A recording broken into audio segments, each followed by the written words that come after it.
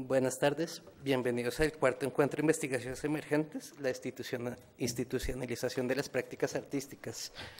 Esto es un programa de fomento a la investigación de la Gerencia de Artes Plásticas del IDARTES, junto con el Departamento de Artes Plásticas de la Universidad Jorge Tadeo Lozano. Una mañana, Joseph K. es arrestado por una razón que ignora. Desde ese momento se adentra en una pesadilla por intentar defenderse de las acusaciones de una entidad que se rehúsa a darle argumentos concretos para definir su situación y su destino. Según se describe en el proceso, la indagación de K por acceder a la justicia se convierte en una búsqueda interminable a través de la cadena burocrática de la institución a la que pretende pedir explicaciones y en donde solo encuentra funcionarios con las más humildes y limitadas capacidades para darles luces sobre su caso. Este relato de Franz Kafka, es útil para hablar de la institucionalización del arte en cuanto se parte del supuesto ampliamente aceptado hoy en día de que cualquier objeto o acción es susceptible de convertirse en arte en la medida que exista un marco institucional que interceda para brindarle esta condición. Siguiendo la lógica fundada por el ready-made, este relato vendría a describir el drama de muchos artistas en su búsqueda por una instancia de legitimación y consagración de su trabajo. Estos artistas, al solicitar una respuesta de una entidad abstracta conformada por el conjunto de actores conocidas como la institución arte, se encuentran con un sinnúmero de gestores que forman parte de la cadena burocrática en la que siempre tienen una injerencia humilde y limitada sobre la enorme tarea de construirle a los agentes del campo una posición en el campo artístico. Si bien el tema de la institucionalización de las prácticas artísticas ha sido recurrente en los espacios con los que cuenta el sector de las artes plásticas en Colombia para reflexionar sobre sí mismo, este asunto no ha sido abordado desde la pregunta sobre cuál ha sido el impacto de la formalización y protocolización impuesta por las instituciones y en las formas privadas y públicas de gestionar el campo. En este sentido, se busca escuchar a las personas que están detrás de los procesos institucionales, cuyo propósito es construir una comunidad artística basada en una serie de relaciones estables. En este sentido, se quiere plantear este encuentro como una reflexión sobre la institucionalización en términos de la incidencia que puede tener en el campo artístico y la manera en que estos esfuerzos articulan en una imagen pública estas prácticas ante el resto de la sociedad. En el campo del arte está conformada por una red de relaciones mediante las cuales se construye lo que se entiende por arte en un momento histórico determinado. Entonces, para evaluar la incidencia de una serie de políticas y gestiones que tienen sobre la realidad social, resulta necesario preguntarse por el significado de la institucionalización de las prácticas artísticas, qué es una institución, cómo funciona, para qué existen, qué pasa cuando se formalizan las prácticas artísticas. ¿Existen otras maneras de operar fuera de la institución arte? ¿Existe una fuera de la institución arte? ¿Cuál es el papel de la institución que tiene para conectar el campo del arte con el resto del cuerpo social? En este sentido, damos apertura a este cuarto encuentro de investigaciones emergentes y damos las gracias por asistir, también a la gerente de Artes Plásticas, Catalina Rodríguez, y al director del Departamento de Artes Plásticas de la Universidad Jorge Tadeo Lozano, Javier Gil. Sin más preámbulos, vamos a seguir con la presentación de la maestra Tatiana Flores. Tatiana Flores es PhD en Historia del Arte de la Universidad de Columbia, profesora asociada de Arte Contemporáneo y Latinoamericano del Departamento de Arte de la Universidad de Rutgers en Estados Unidos también. Ha editado libros, publicado artículos académicos y ha escrito capítulos sobre arte moderno y contemporáneo. Autora del libro de Mexico's Revolutionary Avant Race, From Estudiantismo to 3030s, con el cual ganó en el presente año el premio del libro de Humanidades de la Asociación de Estudios Latinoamericanos de la sección mexicana. Es coordinadora editorial para la revista Arnexus en Nueva York y colaboradora para la misma revista. Desde el 2001 hasta el 2003 fue curadora del Latin Collector Art Center en Nueva York y desde entonces ha desarrollado un trabajo curatorial de manera independiente en diferentes museos y galerías de Estados Unidos y América Latina. Sin más preámbulos, Tatiana Flores. Gracias.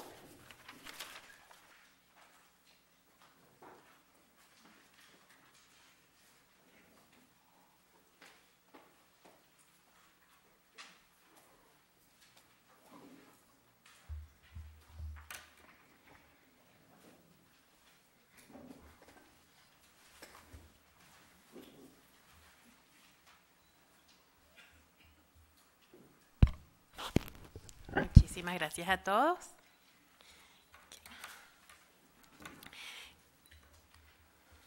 En las últimas décadas, la globalización ha impactado significativamente al arte, afectando no solo el mercado y las manifestaciones creativas de la época presente, sino también el sistema expositivo, el ámbito académico y las prácticas museísticas. El apogeo de la economía global ha resultado en una descentralización del arte. Ya no son únicamente las ciudades que dominaron la estética del siglo XX, tales como París y Nueva York, que determinan las corrientes principales. Ahora vivimos una época de pluralidad artística que admite múltiples capitales y formas de pensar y donde lo local se reconoce y se celebra lejos de sus centros de producción, dejando atrás las anteriores acusaciones de retraso e imitación que abrumaban al arte creado fuera del eje hegemónico Estados Unidos-Europa occidental. Artistas asiáticos, latinoamericanos y africanos, así como los provenientes de Europa del Este y del Medio Oriente, han ganado merecidos reconocimientos y oportunidades en el campo internacional de una magnitud antes no vista. No obstante, la condición actual está lejos de ser una utopía.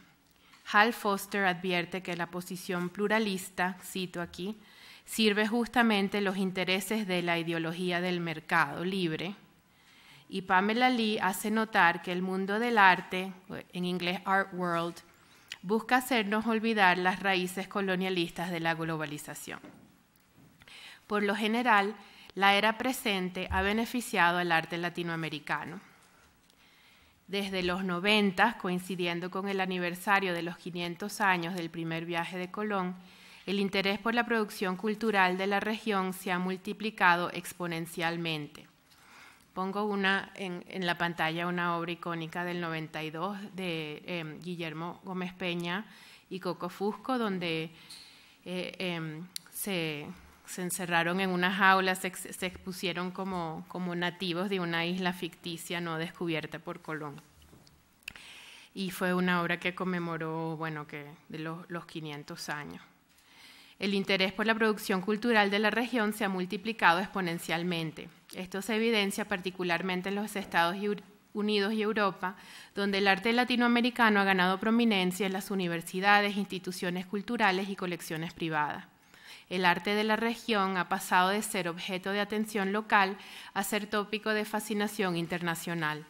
Pero así como debemos tomar en cuenta las críticas a la globalización en torno al arte contemporáneo en general, también debemos estar conscientes de las presiones que el momento actual ejerce sobre la noción del arte latinoamericano.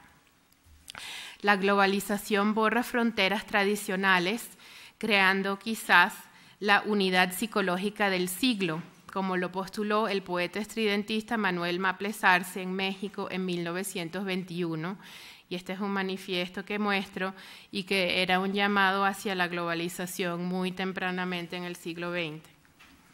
Y al hacerlo reta también las denominaciones regionalistas.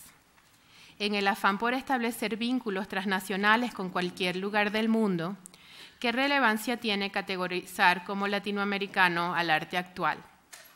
¿Y cómo hace la globalización del arte que cambie nuestras expectativas en torno al arte latinoamericano del siglo pasado? ¿Reconocemos aún esta entidad denominada América Latina y por consecuencia su arte como objeto definible? Para fines de esta presentación defino América Latina como Iberoamérica, refiriéndome a los países de habla hispana y portuguesa de la región, pero incluyo también a la diáspora latinoamericana en Estados Unidos, donde se ha tendido a designar a la comunidad latina como US Latino, o simplemente latino con acento norteamericano, a diferencia de latinoamericano. Hablaré más detalladamente sobre la distinción entre latinoamericano y US latino más adelante, pero por ahora basta con señalar que existe una dicotomía. El 2012 marcó un avance importante para el campo artístico latinoamericano por la ocasión del lanzamiento del archivo digital Documentos del Arte Latinoamericano y Latino del siglo XX y la publicación, lo que ven es la página web, el portal, y la publicación del libro de la serie, Documentos Críticos del Arte Latinoamericano y Latino del siglo XX, Resistiendo Categorías, Latinoamericano y o Latino, ambos editados por el Centro Internacional de las Artes de las Américas, o el ICA, del Museum of Fine Arts, Houston. Fundado en el 2001, el ICA organizó equipos de investigadores en todo el hemisferio para crear una valiosa e incomparable base de datos que se ofrece a cualquier usuario de forma gratuita. El archivo recopila más de 10.000 documentos que consisten de fuentes primarias y abarcan desde las cartas de Colón, pasando por textos filosóficos de tales pensadores como Simón Bolívar y José Vasconcelos, hasta las intervenciones más recientes en la crítica de arte. Los volúmenes reúnen los textos escogidos bajo diversos temas. El primero, Resistiendo Categorías, Latinoamericano y o Latino, cuyo título se refiere justamente a la diferenciación que acabo de señalar, trata de los debates no solo en torno a cómo categorizar y describir al arte latinoamericano, sino también de los orígenes de la designación del territorio que reconocemos como América Latina. Este volumen demuestra cómo el clasificar Latinoamérica sigue siendo un tema contencioso, incluyendo una sección que posa la pregunta, ¿pertenece Brasil a Latinoamérica? Otros textos que reconocen la experiencia en Estados Unidos como merecedora de su propia codificación, e intervenciones críticas de Juan H. y Gerardo Mosquera, entre otros, que cuestionan la misma idea de un arte latinoamericano. Con su impresionante número de textos, tanto la base de datos como los volúmenes publicados en forma de libro serán valiosos para cualquier estudiante de América Latina, no solo de sus artes. Por el momento, la extensión de su impacto sobre el campo del arte latinoamericano aún está por verse. El proyecto del ICA es la culminación de un periodo intenso de investigación y exposición y promoción de la producción artística de América Latina que comenzó hace 2 décadas a partir del quincentenario del descubrimiento y toda su programación conmemorativa. El arte latinoamericano, visto como entidad, no ha dejado de tener visibilidad desde entonces, debido en gran parte al trabajo incansable de curadores, críticos, coleccionistas, académicos, galeristas, investigadores, instituciones y filántropos, sin dejar de mencionar, por supuesto, a los artistas plásticos cuya obra inspira y motiva.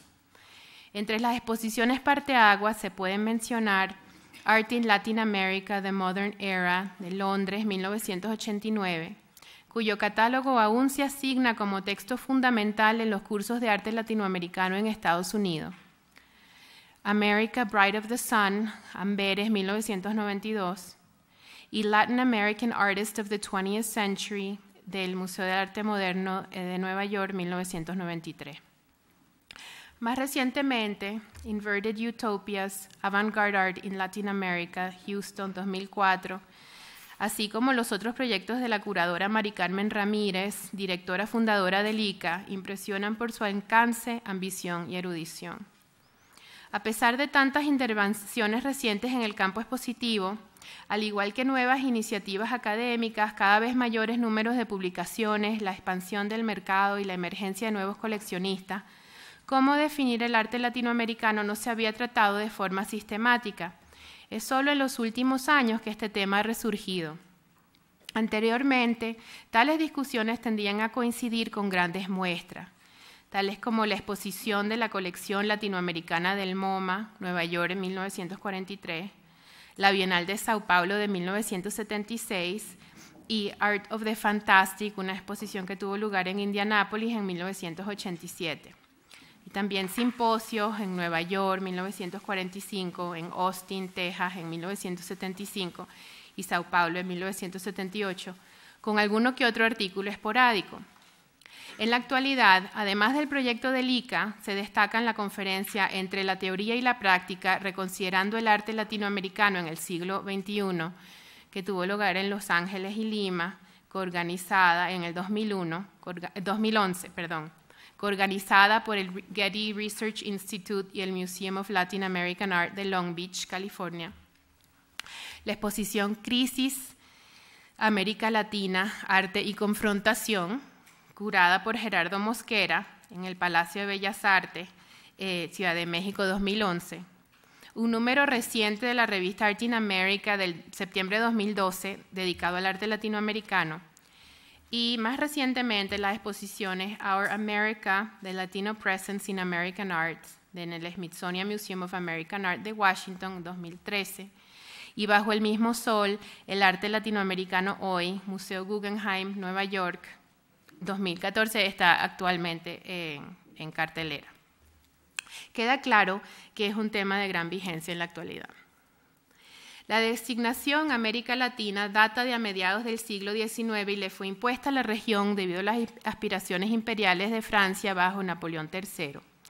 Textos que pretenden establecer una identidad regional emergen en esta época y, de hecho, según Héctor Olea, Mari Carmen Ramírez y Tomás Ibarra Frausto, cito, desde finales del siglo XIX ha habido un continuo y consistente, aunque también altamente problemático y hasta contencioso, esfuerzo de pensar sobre el arte de la región en términos transnacionales y continentales. Fin de cita.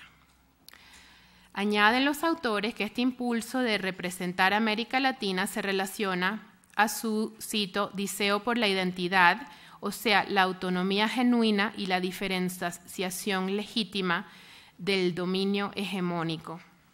Fin de cita. Por consecuencia, se puede argumentar que arte latinoamericano se refiere intrínsecamente al arte moderno que se origina en el periodo post-independencia y que nace de un ímpetu descolonizador. Entre los textos decimonónicos más importantes está Nuestra América, de José Martí, que si bien no emplea la terminología de América Latina, intenta fomentar una identidad americana distinta y opuesta a la estadounidense y a la europea, argumentando que, cito, ni el libro europeo ni el libro yanqui daban la clave del enigma hispanoamericano.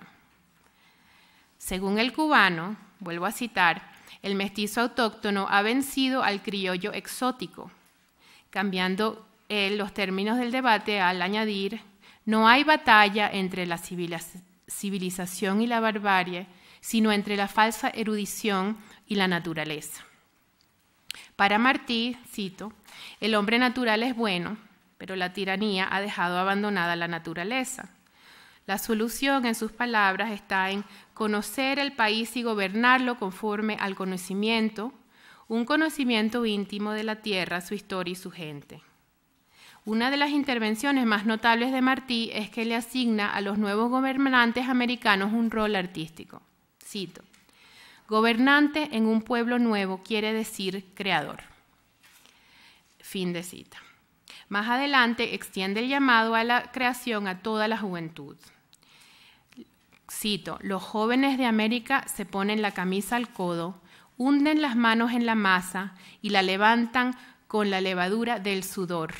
Entienden que se imita demasiado y que la salvación está en crear. Crear es la palabra de esta generación. Fin de cita. En este texto crucial, la acción política se une a la acción creadora, ofreciendo un modelo para el arte latinoamericano como una actividad esencialmente política que fomenta la unidad regional, busca definir lo autóctono, se opone a la opresión y al racismo y se compromete con la lucha social. Este modelo de arte engagé se reconoce en la obra de artistas latinoamericanos de lo largo del siglo XX hasta la actualidad. Lo ubicamos en los murales de Diego Rivera y sus contemporáneos, los óleos de Tarsila do Amaral, Antonio Berni y Joaquín Torres García, los grabados de innumerables artistas gráficos mexicanos, puertorriqueños, brasileños, peruanos, cubanos, argentinos y demás, performances de Antonieta Sosa, Guillermo Gómez Peña, Tania Bruguera y Regina José Galindo, e intervenciones artísticas de Alfredo Yara, Lori Calzadilla, Doris Salcedo, Pepón Osorio y Minerva Cuevas, para nombrar apenas una fracción de creadores con obra de compromiso social. El reconocido artista haitiano Edouard Duval-Carrier reiteró esta visión en una presentación del 2012 al decir que el pintar es un acto político, refiriéndose a la tradición de pintura naif haitiana que en muchas ocasiones carece de contenido abiertamente ideológico. Las tendencias sociales abundan en el arte del momento presente, pero para cierta faceta del arte latinoamericano no se trata de una moda pasajera, sino de su entera razón de ser. A pesar de este alineamiento claro hacia lo social de la parte de artistas oriundos de países latinoamericanos, es menos común encontrar llamados a la acción o acercamientos hacia la autodefinición regional comparables con el importante texto de Martí. Los más conocidos datan de la primera mitad del siglo XX e incluyen tales celebrados ensayos como 3 llamamientos de orientación actual a los pintores y escultores de la nueva generación americana, de David Alfaro Siqueiros, de 1921, y ese apareció en la revista que muestro en la pantalla. Arte Nuevo, de Martí Casanovas, de 1927. Manifiesto Antropófago de Oswald de Andraggi, 1928. Y El Hombre Americano y el Arte de América, de Joaquín Torres García, de 1941. A pesar de presentar diversos puntos de vista, son textos que ofrecen direcciones, para no decir prescripciones, a los artistas de América Latina. Siqueiros propone, cito, acerquémonos por nuestra parte a las obras de los antiguos pobladores de nuestros valles, los pintores y escultores indios, maya, azteca, inca, etc. Nuestra proximidad climatológica con ellos nos dará la asimilación del vigor constructivo de sus obras, en las que existe un claro conocimiento elemental de la naturaleza que nos puede servir de punto de partida. Fin de cita. Casanovas también ofrece el mundo indígena como fuente de inspiración. Cito a Casanovas en el texto Arte Nuevo. En nuestras repúblicas, en cambio, en la América indolatina, hay un fondo virgen todavía de inagotable facundia, que es la realidad esencial de la ascendencia aborigen, común a todas, unánime, que afirma en toda la amplitud del continente el mismo espíritu y la misma realidad, el mismo sentimiento de humanidad y de cultura, el mismo anhelo de universalidad. Fin de cita. Torres García, otro gran admirador de la cultura autóctona, plantea un rechazo a las manifestaciones artísticas europeas. Cito, ¿cómo debemos escribir? Eso debemos descubrirlo. ¿Cómo debemos pintar? Eso hay que encontrarlo. Y ya no más precedentes, ya no más trabas a la creación y a la expresión. Por esto, que nada nos asuste. Lo único que debe asustarnos será el caer en lo que se aprendió, en el remedo, en el plagio, voluntario o involuntario, en el prejuicio europeo, quiero decir, en ese cómodo apoyo de lo venerado y consagrado. Y si alguna vez lo hemos sometido a crítica, ha sido por pura petulancia y sin poder oponerle nada, pues hasta el presente nada poseemos. Fin de cita. En el manifiesto antropófago de estos textos, el más experimental, Oswald pone en práctica una actitud similar. Tienen el manifiesto. La pregunta fundamental para él es ¿to be or not to be? Y la contesta en lo afirmativo, celebrando la cultura autóctona de Brasil. Cito, hijos del sol, madre de los vivientes, encontrados y amados ferozmente con toda la hipocresía de la nostalgia por los emigrados, por los traficados y por los turistas. Fin de cita. Por contraste, en la segunda mitad del siglo XX encontramos más textos que problematizan la cuestión del arte latinoamericano de los que la afirman, especialmente esos que expresan las opiniones de los mismos artistas. Jacqueline Barnitz señala que en un panel que tuvo lugar en Nueva York en 1966, titulado ¿Existe un arte latinoamericano?, la respuesta de los artistas argentinos Ernesto Deira y Marcelo Bonevardi fue un rotundo no. La historiadora de arte cita la respuesta de Deira. Cito, no existe América Latina como concepto. Hay 20 países distintos. Si América Latina no existe como concepto, ¿cómo se le puede pedir algo característico a su arte? Fin de cita. Hace poco el curador Carlos Basualdo afirmó que no tiene sentido hablar del arte latinoamericano hoy en día a no ser que de alguna forma lo estés tratando de vender. El punto de Basualdo es particularmente relevante en relación al mercado del arte, que pareciera ser uno de los pocos lugares donde se acepta la terminología sin cuestionamiento alguno. La subastadora Sotheby's Christie's y más recientemente Philippe de Paris le dedican 2 subastas por año al arte latinoamericano.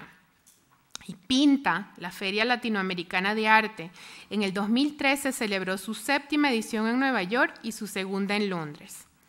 Sotheby's y Christie's venden obra de la época colonial hasta la contemporánea, pero su enfoque principal ha sido cuadros figurativos, especialmente de la primera mitad del siglo XX.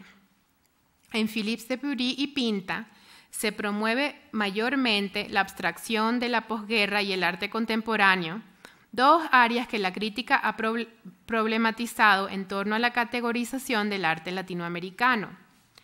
No obstante, el texto de presentación de Pinta promete que la feria mostrará, cito, obras de calidad de museo, representativas del arte abstracto